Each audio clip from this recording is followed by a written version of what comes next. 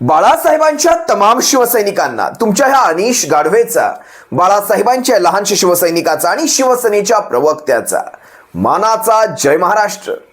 आज भर दुपारी महाराष्ट्र नवनिर्माण सेनेचे अध्यक्ष सन्माननीय राजसाहेब ठाकरे दिल्ली दरबारी रवाना झालेत। भर दुपारी रवाना झालेत। महाराष्ट्र नवनिर्माण सेना, भारतीय जनता पक्ष, पर्यायाने अजित पवार टोळी, शिंदे टोळी यांची एक संभाव्य युती होऊ घातली। या संदर्भात बोलणी करण्यासाठी स्वतः अमित शहा किंवा जे.पी. नड्डा यांची भेट घेणार आहेत। राजसाहेब भर दुपारी दिल्ली दरबारी रवाना झाले। आता ही चांडाळ चौकडी आहे। अतिशय चपखल शब्द सापडला, चांडाळ चौकडी। अगोदरच भारतीय जनता पक्षाच्या कडेवर दोन लेकरं आहेत। ह्या बाजूने शिंदे टोळी असेल, ह्या बाजूने अजित पवार टोळी असेल। आता मानगुटावर महाराष्ट्र नवनिर्माण सेना बसवायचा त्यांचा एक प्रयत्न आहे। असो, माझ्या गल्लीमध्ये, म्हणजे मी ज्या ठिकाणी राहतो तिथे बाजूच्या गल्लीमध्ये काल परवाच लहान मुलांनी एक पक्ष स्थापन केलाय। मला वाटतं भारतीय जनता पक्षाला याची अजून माहिती मिळालेली नाहीये, कारण 2 दिवस झाले चक्क आणि त्या पक्षाला त्यांनी बोलावणं धाडलं नाहीये किंवा एखादी नोटीस धाडलेली नाहीये। असं काही माझ्या ऐकिवात आलं नाही, त्यामुळे त्या पक्षाची माहिती मी स्वतः जाऊन भारतीय जनता पक्षाला देणार आहे। कारण भारतीय जनता पक्ष कुणालाही एकटं सोडत नाही, इतकी सर्वांची काळजी घेतो। इतका भारतीय जनता पक्षामध्ये तो आत्मविश्वास वाढलाय, 400 पारचा आत्मविश्वास वाढलाय की त्यांना एकही पक्ष सोडावासा वाटत नाहीये। महाराष्ट्रातला तुम्ही एकही लहान सहान पक्ष शोधून दाखवा, भारतीय जनता पक्षाने स्थानिक पातळ्यांवर प्रत्येक पक्षाशी हातमिळवणी केलेली आहे, कारण इतका आत्मविश्वास आहे। 400 पार, 400 पार। मला खरं तर नवल वाटतं या भारतीय जनता पक्षाचं, यांच्या स्वतःच्या कार्यकर्त्यांना। माझा आजचा विषय थोडा वेगळा आहे, पण तरी देखील सांगतो, यांच्या स्वतःच्या कार्यकर्त्यांना भविष्यात स्वतःचा ओरिजिनल भारतीय जनता पक्ष असा शोधून शोधून काढावा लागेल। ओरिजिनल कार्यकर्ता कुठे दिसत नाहीये, असा शोधून काढावा लागेल। तुम्हाला काही महत्त्वाच्या गोष्टी सांगतो। आज महाराष्ट्र नवनिर्माण सेना असेल, शिंदे टोळी असेल, अजित पवार गट असेल किंवा भारतीय जनता पक्ष असेल, या सर्वांची एक युती होऊ घातली आहे। आता जागा वाटप कसं असेल, काय असेल, हे तुम्हाला काही वेळातच मीडियावर कळेल देखील, कारण मीडिया रोज सकाळी जागा वाटप करते, रोज संध्याकाळी ते विड्रॉल करते, दुसऱ्या दिवशी परत मीडिया जागा वाटप करते, दुसऱ्या दिवशी संध्याकाळी परत ते विड्रॉल झालेलं असतं। पण तुम्हाला आजही सांगतो, यांचं जे जागा वाटप असणार, कारण आता अमित शहाची दिल्ली दरबारी भेट होते, ही काही अशीच ठरलेली नाहीये। जे अमित शहा, जे राजसाहेबांनी मला वाटतं असं सांगितलंय की त्यांनी बोलावलं म्हणून मी गेलो, इतकं कॅज्युअली त्यांनी सांगितलं, मोकळ्या सांगितलं, त्यांनी बोलावलं म्हणून मी गेलो, अशा प्रकारचे विनोद व्हायरल होतील। त्यांनी हे करायला सांगितलं म्हणून मी हे केलं, त्यांनी हे करायला सांगितलं म्हणून मी हे केलं। ठीक आहे, जे अमित शहा मातोश्रीवर पडीक पडलेले असायचे, आज राजसाहेब त्यांची दिल्ली दरबारी भेट घेत आहेत, चांगली गोष्ट आहे, काही हरकत नाही। पण ह्या सगळ्यामधून प्लस पॉइंट काय आहेत, मायनस पॉइंट काय आहेत, या सगळ्यातून तुम्हाला मिळणार काय आहे, या सगळ्या गोष्टींवर आज आपण इथे बोलणार आहोत। या सगळ्यांच्या जागा वाटप कशा असतील या संदर्भात आपण बोलणार आहोत। सुरुवातीला एक गोष्ट अतिशय स्पष्ट करतो की जागा वाटप महाराष्ट्र नवनिर्माण सेनेला घेतल्यानंतर खूप काही अशा जागा सुटतील तर असं काही नाहीये। भारतीय जनता पक्षाने स्वतःचा जो 37चा आकडा आहे, जो लॉक केलेला आहे, ज्याला लॉक करून ठेवलेला आहे, तो 37च्या आकड्यामध्ये भारतीय जनता पक्ष कुठलंही कॉम्प्रोमायझेशन करणार नाही। तिथे कुठलंही, म्हणजे त्याच्यातून तुम्ही कुठली जागा काढू शकत नाही। तुम्हाला जे काढायचंय एकतर शिंदे टोळी नाहीतर अजित पवार टोळी। आता अजित पवार टोळी हिचं वजन थोडं जास्त आहे, त्यामुळे त्यांच्या ज्या 4 जागा आहेत त्याच्यामध्ये ते लोकही कॉम्प्रोमाइज करणार नाही। कॉम्प्रोमाइज जर कुणाला करावं लागेल तर ते शिंदे टोळीला करावं लागेल। शिंदे टोळीकडे ज्या स्वतःच्या 7 जागा आहेत, त्या 7 जागांपैकी जी दक्षिण मुंबईची जागा आहे, तो अगदी बरोबर आहे, ते दक्षिण मुंबईची जागा विशेषतः बाळा नांदगावकर आणि बाळा नांदगावकर असतील, नितीन सरदेसाई असतील, ही काही जुनी मंडळी अजूनही राजसाहेबांसोबत तशीच निष्ठेने राहिलेली आहेत। विशेषतः बाळा नांदगावकरांचं मी सांगेल, नितीन सरदेसाईंचंही मी सांगेल। पण बाळा नांदगावकर ही एक अशी व्यक्ती आहे, होय निष्ठावानच म्हणावं लागेल, त्यांचं शिवसेनेतही योगदान फार मोठं राहिलेलं आहे, मनसेतही योगदान फार मोठं राहिलेलं आहे, आणि काही का असे ना आपल्या माणसाशी चिटकून राहण्याचं त्यांचं ते काम जे आहे, त्यासाठी मी मानाचा जय महाराष्ट्र नक्कीच करेल। बाळा नांदगावकरांसाठी दक्षिण मुंबईची जी जागा आहे, त्या जागेसाठी मनसे आग्रही असणार आहे। आता लक्षात घ्या, एक जागा, अखंड महाराष्ट्रातनं एक जागा, 48 लोकसभांपैकी एक जागा, आणि भारतीय जनता पक्ष याला ह्या सगळ्यातनं काय मिळणार? म्हणजे जागा द्यायची शिंदे टोळीच्या कोट्यातनं, म्हणजे शिंदे टोळी गेली 6 वर, जी 7 वरची शिंदे टोळी होती ती 6 वर जाणार, अजित पवार गट 4 वर. म्हणजे तुम्ही रेशो पहा, 50 ते 51 आमदार असलेला शिंदे टोळी नावाचा जो काही गट आहे, ह्या गटाला 6 जागा, म्हणजे एका जागेच्या मागे 9 जागा, 9 आमदारांच्या मागे 1 खासदारकी, बरोबर. 40 आमदार असलेला अजित पवार नावाचा गट 4 जागा घेतो, म्हणजे 10 आमदारांच्या मागे एक खासदारकी. आणि एक आमदार असलेला मनसेसारखा पक्ष 1 खासदारकी मागतो, म्हणजे एका आमदाराच्या मागे 1 खासदारकी. हा रेशो काही सगळीकडे लागू होत नाही हे आपल्यालाही माहिती आहे, पण तरी देखील तुमच्या माहिती करता मी सांगितलं. आता तुम्ही पहा मनसेचं अस्तित्व कुठे कुठे आहे. तसं पाहायला गेलं तर 2009 साली ज्यावेळेस मनसेची स्थापना झाली होती, सुरुवातीचा जो झंझावात होता, मनसेने पहिल्या फटक्यात 13 आमदार निवडून काढले होते. पण आता अशी गोष्ट आहे की मनसे स्वतःचं अस्तित्व चाच पडते. मनसेला तो अजूनही सूर गवसलेला नाहीये महाराष्ट्राच्या राजकारणामध्ये. यानं त्या प्रकारे आपल्याला आपला पक्ष वाढवायचा आहे, कारण 9 ते जवळपास 24 इतक्या वर्षांमध्ये मनसेला एवढ्या 13 आमदारांवरून मनसेची अधोगती चालू होत ती एका आमदारापर्यंत आली. आता मनसेचं काय आहे सांगतो तुम्हाला. ज्यावेळेस 2009 साली मनसेने लोकसभा लढवली होती, त्यानंतर लोकसभेमध्ये तुम्ही पाहिलं असाल जवळपास 8 ते 9 लोकसभांमध्ये मनसेने जवळपास लाखांच्या वर मतदान घेतलं होतं. अगदी सुरुवातीचा पक्ष असला तरी मनसेने लाखांच्या वर मतदान घेतलं होतं. मला एक जागा चांगलीच आठवते, ईशान्य मुंबईची, ज्यावेळेस किरीट सोमय्याचा पराभव झाला होता आणि तिथे संजय दिना पाटील, राष्ट्रवादी काँग्रेस, जे सध्या शिवसेनेचे उमेदवार आहेत, राष्ट्रवादी काँग्रेसचे संजय दिना पाटील ईशान्य मुंबईतून निवडून आले होते. अगदी 1.5-2 लाखांच्या फरकानेच निवडून आले होते. आणि तो 1.5-2 लाखांचा फरक शिशिर शिंदेंनी, मनसेतर्फे शिशिर शिंदेंनी ईशान्य मुंबईतून तो 1.5-2 लाखांचा मतदान घेतल्यामुळे भारतीय जनता पक्षाच्या खासदाराचा पराभव झाला होता. मला वाटतं ही जास्त जुनी नाही, 2009 ची निवडणूक. त्यावेळेस मनोज कोटक हे भारतीय जनता पक्षाचे किंवा शिवसेना युतीचे उमेदवार नव्हते, तर किरीट सोमय्या त्यावेळेस उमेदवार होते. त्याच्यानंतर बऱ्यापैकी पुलाखालून सारं पाणी वाहून गेलेलं आहे. सारीच्या सारी समीकरणं महाराष्ट्रात आता बदललेली आहेत. आता शिशिर शिंदे मनसेतून आमदार राहिले, त्यानंतर ते शिवसेनेत आले, उपनेते झाले, पुन्हा आता शिंदे टोळीमध्ये त्यांचा प्रवेश झालेला आहे. सगळं महाराष्ट्रातलं राजकारण बदलले. मी थोडासा तुम्हाला जुना इतिहास यासाठी सांगितला कारण मनसेचे जुने दिवस कसे होते, मनसेचे आताचे दिवस कसे आहेत. त्या काळात मनसेवर लोकांनी एक विश्वास यासाठी टाकला, ज्यांनी 13 आमदार निवडून दिले, कारण हा माणूस काहीतरी वेगळं बोलतोय, काहीतरी वेगळं करून दाखवायची हा एक लोकांना एक विश्वास देतोय. त्यासाठी पहिल्यांदा तो विश्वास लोकांनी ठेवला. लोकांचा विश्वास हा कधी तोडता कामा नये, लक्षात घ्या.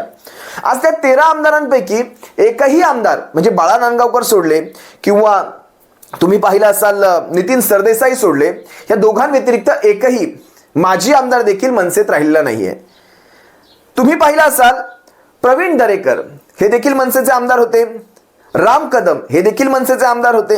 ही सारी माणसं आता कुठे आहेत, तर भारतीय जनता पक्षामध्ये स्थिरावलेली आहेत. माणसांचं कसं असतं, त्यांना काही पक्षाविषयी काही पडलेली नसते, त्यांना स्वतः कसं मोठं होता येईल. आज प्रवीण दरेकर मनसेत असते तर कदाचित त्या ह्याच्यामध्ये विधान परिषदेमध्ये त्यांचं एवढं मोठं वजन राहिलं असतं का, तर नसतं राहिलं. किंवा राम कदम, त्यांना ज्या प्रकारे भारतीय जनता पक्षामध्ये तो मान मरातब मिळतो तो मनसेत मिळाला असता का, तर नाही मिळाला असता. हे अशा प्रकारचं वातावरण. तर आज मनसेने हा जो स्टँड घेतलेला आहे हा काही एका दिवसात घेतलेला नाहीये, आणि ह्याच्यातून प्लस पॉईंट मायनस पॉईंट हे सारे तुमच्या सर्वांसमोर मी घेऊन येईल. मनसेने 2019 पर्यंत तुम्ही पाहिलं असाल, तुम्हाला सर्वांना ते आठवत असेल, लावरे तो व्हिडिओ वगैरे, त्याच्या डीप मध्ये मी तेवढं जाणार नाही. पण लावरे तो व्हिडिओ करणारी मनसे हळूहळू बदलत गेली. तुम्हा आम्हा सर्वांसमोर ती बदलत गेली. ती कोहिनूरला आलेली एक नोटीस आणि मनसे 360 अँगल मध्ये चेंज झाली. आपण सर्वांनी पाहिलं असाल. लावरे तो व्हिडिओ उभ्या देशामध्ये गाजलं होतं, कारण ज्या प्रकारे राजसाहेब ठाकरे जी हिंमत दाखवत होते त्या हिमतीची दाद उभ्या देशाने दिली होती. त्यानंतर एक राजसाहेबांकडनं मिस्टेक झाली, आणि ती मिस्टेक अशी होती, राजसाहेबांनी ईव्हीएम वर आवाज उचलला. आता ही मिस्टेक म्हणायची काय म्हणायचं तुम्ही ठरवा. ईव्हीएम वर आवाज उचलला त्यांनी. ईव्हीएमच्या विरोधात जोपर्यंत लावरे तो व्हिडिओ चाललं होतं तोपर्यंत बीजेपी काहीच करत नव्हती, पण जसा त्यांनी ईव्हीएम वर आवाज उचलला, तुम्हाला आठवत असेल पश्चिम बंगालमध्ये जाऊन ममता बॅनर्जींची देखील त्यांनी भेट घेतली होती. विरोधी पक्षांची ते एक मोड बांधायचा प्रयत्न करत होते. लावरे तो व्हिडिओ त्यापेक्षा ईव्हीएमच्या विरोधात जेव्हा आवाज उचलला गेला त्यावेळेस राजसाहेबांना एक नोटीस आली. जवळपास मला वाटतं 10 ते 11 तास ईडी ऑफिसने राज ठाकरेंची चौकशी केली आणि दुसऱ्या की तिसऱ्या दिवसापासून यांच्या भूमिका बदलल्या. मग त्यानंतर गुजरातची तारीफ होऊ लागली, त्यानंतर मोदींची तारीफ होऊ लागली. त्यानंतर तुम्ही पाहिला असाल राज ठाकरेंच्या झेंड्याचे रंग बदलले. सुरुवातीला निळा पट्टा होता, मग सफेद, मग भगवा, मग खाली हिरवा. आता राजसाहेबांचा झेंडा संपूर्णपणे भगवा आहे. तत्व बदलली, त्याच्यामध्ये शिवराजमुद्रा घेतली, बऱ्याच गोष्टी करून पाहिल्या. मला वाटतं ज्योतिषशास्त्रात त्यांचा जास्त विश्वास आहे. बऱ्याच गोष्टी त्यांनी करून पाहिल्या, वेगवेगळ्या मुहूर्तांवर करून पाहिल्या, पण तो मुहूर्त काही राजकारणातला जमेना. आता झालं कसं पहा, ही एक स्पेस असते, पॉलिटिकल स्पेस असते. ह्या पॉलिटिकल स्पेसमध्ये स्वतःला कसं आजमावायचं हे राजसाहेबांकडनं शिकायचं. आता ह्याच राज ठाकरेंनी आपल्या पक्षाला पुन्हा जान भरण्यासाठी आणि एक उमेद देण्यासाठी, कार्यकर्त्यांना एक उमेद देण्यासाठी एक नवा हा एक नवा प्रकार त्यांनी घडवायचा प्रयत्न केलाय. आता हा किती सक्सेस होणार आहे, किती अंगलट येणार आहे हे तुम्हाला कळेलच. सगळ्यात पहिली गोष्ट, राजसाहेबांचं नुकसान कुठे होणार आहे या गोष्टी मी तुम्हाला सांगतो. ही जी वेळ राज ठाकरेंनी निवडलेली आहे, ही जी वेळ निवडलेली आहे, ही वेळ सगळ्यात पहिलं त्यांचं नुकसान करून जाईल. सध्याच्या घडीला राज ठाकरेंनी हा विचार करायला हवा होता की अगोदरच भारतीय जनता पक्षाच्या कडेवर शिंदे टोळी, अजित पवार टोळी आहे, त्यात तुम्ही जाऊन बसलेला आहात. आता यामध्ये तुम्हाला एक जागा देऊन, जास्तीत जास्त 2 जागा देऊन भारतीय जनता पक्ष तुमच्याकडनं 48 लोकसभांचा प्रचार करून घेणार. 48 लोकसभांचा त्यांना आयता किंवा फुकटचा म्हणा एक स्टार प्रचारक मिळणार. आता हा स्टार प्रचारक उठ तर उठ, बस तर बस म्हटलं तर उठणार आणि बसणार, कारण तशा प्रकारची दिल्ली दरबारात बोलणी होत असतात. आणि महाराष्ट्रामध्ये एक महत्वाची गोष्ट त्यांना घडवता येईल, ठाकरेंच्या विरोधात ठाकरे उभे केले जाणार, जो सगळ्यात जास्त राजसाहेबांचं नुकसान करून जाणार. कारण सध्याच्या घडीला राज ठाकरे जर स्वतःहून एकटे लढले असते, मी अंदाज सांगतोय, राज ठाकरे जर एकटे लढले असते तर राज ठाकरेंच्या मागे कदाचित काही वर्ग उभा राहू शकला असता. पण आज ज्या वेळेस राज ठाकरे ठाकरेंच्या विरोधात ठाकरे उभे राहत आहेत त्यावेळेस, आणि तेही भारतीय जनता पक्षाला मदत करण्याच्या उद्देशाने, तर महाराष्ट्रात जो काही कांड घडलाय ना गेल्या 1.5-2 वर्षात, हा कांड भयंकर मोठा आहे. तुम्हाला कदाचित संस्थांच्या, सत्तांच्या, प्रशासनाच्या जीवावर हा कांड तितका दिसून येत नसेल. वरकरणी पाहता तुम्हाला हा कांड भारतीय जनता पक्षाच्या पथ्यावर पडताना दिसत असेल, पण तसं नाहीये. हा कांड भारतीय जनता पक्षाच्या अंगलट येणार आहे. आणि हा भारतीय जनता पक्ष स्वतः सोबत तुम्हा सगळ्यांना, ज्यांना ज्यांना कडेवर घेतले ना, सगळ्यांना घेऊन बुडणार आहे. आज ज्यावेळेस तुम्ही यांना मदत करण्याच्या उद्देशाने, तसं मागेही एकदा झालंच होतं, आम्ही सर्वांनी पाहिलं, ज्या ठिकाणी शिवसेनेचे उमेदवार उभे असायचे त्यावेळेस शिवसेना भारतीय जनता पक्षाचं सरकार किंवा त्यांची युती होती म्हणता येईल. युतीमध्ये असताना भाजपच्या विरोधात तुमचे एकही उमेदवार लढले नव्हते. मुंबईतनं किंवा मुंबईच्या आसपास तुम्ही जवळपास 10 ठिकाणी, 48 पैकी 10 ठिकाणी महाराष्ट्र नवनिर्माण सेनेने उमेदवार उभे केले होते आणि त्या 10 पैकी 10ही ठिकाणी शिवसेनेचे खासदार उभे होते. चला, शिवसेनेच्या कुठल्याही खासदाराला फरक पडला नाही म्हणा, तुमच्याकडे तेवढं मतदानही नव्हतं, पण जाणून बुजून शिवसेनेच्या विरोधात उभं करणं ही तुमची जुनी स्ट्रॅटेजी राहिलेली आहे, जाणून बुजून करणं. आणि आताही कशा प्रकारे शिवसेनेला अडचणीत, म्हणजे अशाही काळामध्ये शिवसेनेला अडचणीत आणण्याचा तुमचा हा प्रयत्न आहे, हा महाराष्ट्रातला सुज्ञ मतदार ओळखून आहे. त्यामुळे जे काही 19-20चं मतदान तुम्हाला होणार होतं ते देखील आता तुम्हाला होणार नाही. हा सगळ्यात मोठा फॅक्टर आहे. आता तुमची ताकद सांगतो मी तुम्हाला. मुंबई असेल, ठाणे असेल, नाशिक असेल, पुणे असेल, काही फार प्रमाणात संभाजीनगर असेल, या विशिष्ट महानगरांमध्ये जर तुम्ही लोकसभा काउंट केल्या तर जवळपास 9 ते 10 लोकसभा मतदारसंघ ह्या सगळ्यांमधनं जातात. ही विशेष शहरं आहेत, महाराष्ट्रातली मोठी शहरं आहेत. शहरी भागापुरता आणि काही प्रमाणात संभाजीनगरचा, कन्नडचा भाग, थोडासा ग्रामीण भाग म्हणता येईल, त्या भागात तुमचं अस्तित्व. 10 लोकसभा तुमचं अस्तित्व 9 ते 10 लोकसभांपुरतंच, तेही जिंकून येण्या इतपत नाही. पण होय, उपद्रवी मूल्य आहे, हे नाकारता येत नाही. उपद्रवी मूल्याचा फायदा घेऊन तुम्हाला एखादी जागा सोडायची 9-10 पैकी, आणि त्यानंतर तुमच्याकडनं 48 मतदारसंघात प्रचार करून घ्यायचा. ही भारतीय जनता पक्षाची स्ट्रॅटेजी. आणि याच्यातूनही भारतीय जनता पक्षाचं मतदान कधीही इतर पक्षांना होत नाही हे कदाचित तुम्ही विसरला असाल. भाजपच्या सोबत जरी तुम्ही निवडणूक लढत असाल तरीही तुम्हाला तुमच्या जीवावरच ती लढवावी लागते आणि स्वतःच्या जीवावर खासदारकी लढवणं हे इतकं सोपं नाही. जर ते तुम्ही कदाचित एकट्याने केलं असतात तर का कुणास ठाऊक माहीत नाही, काहीही होऊ शकतं. तुम्ही महाराष्ट्रातल्या इतर कुठल्या मतदारसंघातनं मुंबई व्यतिरिक्त आणि विशेषतः शिवसेनेच्या व्यतिरिक्त एखाद्या मतदारसंघातनं गेला असतात तर कदाचित तुम्हाला एखादा विजय मिळूनही गेला असता, कुणाला माहिती. पण ज्यावेळेस तुम्ही भारतीय जनता पक्षाबरोबर जाल त्यावेळेस मात्र तुम्हाला हा विजय मिळणे नाही हे मात्र नक्की. कारण जितकं तुम्ही महाविकास आघाडीला पर्यायाने शिवसेनेला अडचणीत आणण्याचा प्रयत्न कराल सध्याच्या घडला, कारण शिवसेनेविषयी महाराष्ट्राच्या मनात एक विशेष ममत्व आहे, ही गोष्ट तुम्ही नाकारू शकत नाही. संपूर्ण महाराष्ट्राच्या मनामध्ये ज्या ठिकाणी कधी आजवर शिवसेनेविषयी चर्चा केली जात नव्हती त्याही ठिकाणी आज शिवसेनेविषयी चर्चा केली जाते, शिवसेनेविषयी विचार केला जातो. आता तुम्ही विचार करा, तुम्ही पुण्याची जागा वसंत मोरे मागत होते, वसंत मोरेंचं काय झालं तुम्ही पाहिलात, ते रुपाली ठोंबरे पाटील त्यांचं काय झालं तुम्ही पाहिलात. मनसेमध्ये असलेले एक एक नेते आता बाहेर पडू लागलेले आहेत.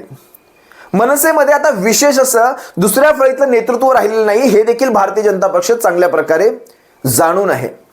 मग मनसेमध्ये आहे कोण, तर एकमेव राज ठाकरे. मग एकमेव राज ठाकरेंकडे माणसं येतात पण राज ठाकरेंची माणसं त्याच्यामध्ये कन्वर्ट होत नाहीत, मतदानामध्ये कन्वर्ट होत नाहीत हे भारतीय जनता पक्ष जाणून आहे. त्यामुळे फक्त स्टार प्रचारक म्हणून तुमचा उपयोग करून घेतला जाऊ शकतो आणि बाळा नांदगावकरांना किती मदत होईल हे मात्र आज सांगता येत नाही, हे लक्षात घ्या. भाजपची आणखी एक चाल आहे की ज्या वेळेस उद्धव साहेब ठाकरे भाजपावर आरोप करतील की तुम्ही आमचा पक्ष फोडला, आमचे आमदार चोरले, आमचे खासदार चोरले, अशा वेळेत महाराष्ट्र नवनिर्माण सेनेला पुढे करून तुम्ही आमचे कसे 7 नगरसेवक घेतले होते अशा प्रकारचा तो एक वेगळा बुडबुडा तयार करायचा प्रयत्न केला जाईल की तुमचं लक्ष कसं डायव्हर्ट करायचं. आणि अशा प्रकारे महाराष्ट्र नवनिर्माण सेनेचे 7 नगरसेवक कसे घेतले आणि ठाकरेंच्या विरुद्ध जेव्हा ठाकरे बोलायला उभे राहतील त्यावेळेस लोकांचं लक्ष एका वेगळ्या दिशेने वळवायचं, हा महाराष्ट्र निर्माण सेनेच्या मार्फत भारतीय जनता पक्षाने आखलेला एक नवा प्लॅन आहे. पण भारतीय जनता पक्षाला हे माहिती कुठे की आम्ही या सगळ्या प्रश्नांची अगोदरच उत्तरं तयार ठेवलेली आहेत. तुम्ही लक्षात घ्या, ज्यावेळेस मनसेचे 7 नगरसेवक मुंबई महानगरपालिकेचे आपण शिवसेनेमध्ये घेतले, ते नगरसेवक एक गट करून शिवसेनेमध्ये आले होते. ते महाराष्ट्र नवनिर्माण सेनेवर दावा ठोकून नव्हते आले किंवा महाराष्ट्र नवनिर्माण सेनेचं नाव, पक्ष, चिन्ह सगळं सगळं घेऊन नव्हते आले. त्यांनी एक गट केला होता आणि तो गट त्यांनी विलीन केला होता. शिवसेनेचा जाणाऱ्या आमदारांविषयी काहीच तक्रार नाही. शिवसेनेची खरी तक्रार आहे ती त्या आमदारांनी पक्षावर, पक्षाच्या चिन्हावर, पक्ष नेतृत्वावर, सगळ्यावर केलेल्या त्या दाव्या संदर्भातली आपली तक्रार आहे. आपली शिवसेनेचे आमदार गेलेत त्याविषयी आपलं काहीही मत नाही, आपली कुठेही तक्रार नाही, आम्हाला त्याचा काहीही त्रास देखील नाही. ह्या गोष्टी आधी भारतीय जनता पक्षाने तो टेक्निकॅलिटी त्यांनी लक्षात घ्यावी, आमचं म्हणणं नेमकं काय आहे, आणि नंतर हे फुकाचे उत्तर तयार करण्यासाठी प्रयत्न करावा. त्यानंतर भारतीय जनता पक्ष मनसेला जी जागा सोडतंय, दक्षिण मुंबईची जागा, ती जागा भारतीय जनता पक्ष अपक्षासारख्या चिन्हावर, म्हणजे मनसेकडे जरी इंजिनाचं चिन्ह असलं तरी इंजिन चिन्ह आणि कमळ याच्यामध्ये फरक आहे. भारतीय जनता पक्ष मनसेची जागा इंजिनावर न लढवता, कारण एक खासदारकीची जागा भारतीय जनता पक्षासाठी अतिशय महत्त्वाची आहे, तर ती इंजिनावर न लढवता तुम्ही कमळावर लढा असा आग्रह धरू शकते. भविष्यात जर मनसेने एखादी वेगळी भूमिका घेतली तर मनसेचा निवडून आलेला खासदार याने वेगळी भूमिका घेऊ नये यासाठी अगोदरच केलेली ही तजवीज असणार. कारण जर तुम्ही कमळावर निवडणूक लढवली तर तुम्हाला वेगळी भूमिका घेता येणार नाही, तुम्ही भारतीय जनता पक्षाच्या भूमिकांना बांधील राहाल. या अशा प्रकारची तजवीज भारतीय जनता पक्ष करत आहे. विचार करा, जवळपास महाराष्ट्रात 3 ते 4 पक्ष फोडल्यानंतर, म्हणजे 2 पक्ष तो उघड फोडले आणि त्यातला तिसरा पक्ष काँग्रेसचे देखील त्यांनी मोठे नेते घ्यायला सुरुवात केली. मिलिंद देवरा असतील, अशोक चव्हाण असतील, अनेक नेते घ्यायला सुरुवात केली. म्हणजे 3 पक्ष फोडल्यानंतर अजूनही 4थ्या पक्षाची गरज लागते. आम्ही 400 पार जाणार आहोत अशा प्रकारची एक वल्गना केली जाते. हे एवढं करत असताना तुम्ही उत्तर प्रदेश, बिहार सारख्या, म्हणजे मनसेला घेतल्यानंतर जिथे तुम्हाला फटका पडेल अशा राज्यांकडे पाहून देखील तुम्ही हा निर्णय घेताय, म्हणजे तुमचा कॉन्फिडन्स किती डाऊन आहे याचं हे द्योतक आहे. आज भारतीय जनता पक्षाला सारेच्या सारे सर्वे अहवाल निगेटिव्ह येत आहेत. तुम्ही इतके पक्ष फोडलाय तरी देखील तुम्हाला निगेटिव्ह अहवाल काय येत आहेत, हा भारतीय जनता पक्षाने ते काय म्हणतात आत्मचिंतन करावं. या सगळ्याकडे पाहून तुम्ही आत्मचिंतन करावं की माणसं फोडायची की तुम्ही कामातून तुमचं बोलायचं. तुम्ही कामातून बोलूच शकत नाहीत, कारण जे काम तुम्ही महाराष्ट्रात केलंय ते गद्दारीचं काम केलंय. आणि तुम्ही आणखी 10 पक्ष जरी घेतले तरीही तुमच्या जागा या तुम्हाला कुठलाही सर्वे 25, 20, 25, 28 पर्यंतच दाखवतायत. ज्या काळी एकेकाळी जवळपास मोदींना महाराष्ट्रातनं 41 ते 42 खासदारांचं बळ लाभलं होतं, आता तो आकडा जवळपास 28 पर्यंत खाली घुसतोय. 26 ते 28 पर्यंत खाली घुसतोय. म्हणजे ह्याच्यात नुकसान कुणाकुणाचं होणार तुम्ही समजू शकता. आणि त्यात मनसे, आता मनसेकडे कसं आहे, मनसेकडे गमवण्यासारखं तर काहीच नाहीये. जे काही आहे ते कमवण्यासारखं आहे. असं आणि तसं आपण जाऊ द्या, तो शब्द नाही वापरत मी. पण ह्या सगळ्यामध्ये मरण माझ्या मते तरी नक्की शिंदे टोळीचं नक्कीच होणार आहे. कारण बघा, विन विन सिच्युएशन मनसेची आहे, त्यांच्याकडे गमवण्यासारखं काही नाहीये.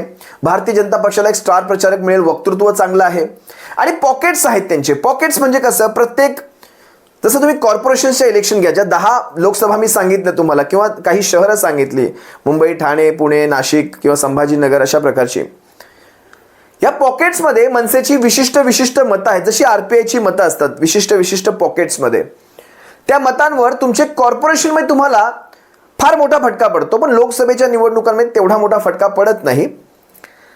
पण तरी हे पॉकेट्स आहेत महाराष्ट्र नवनिर्माण सेनेचे, त्यांचे स्वतःचे. ह्या सगळ्या प्लस पॉईंट्सला पाहता ते एखाद दुसरी जागा सोडू शकतात. त्यात भाजपचा आणि मनसेचा फायदा होईल.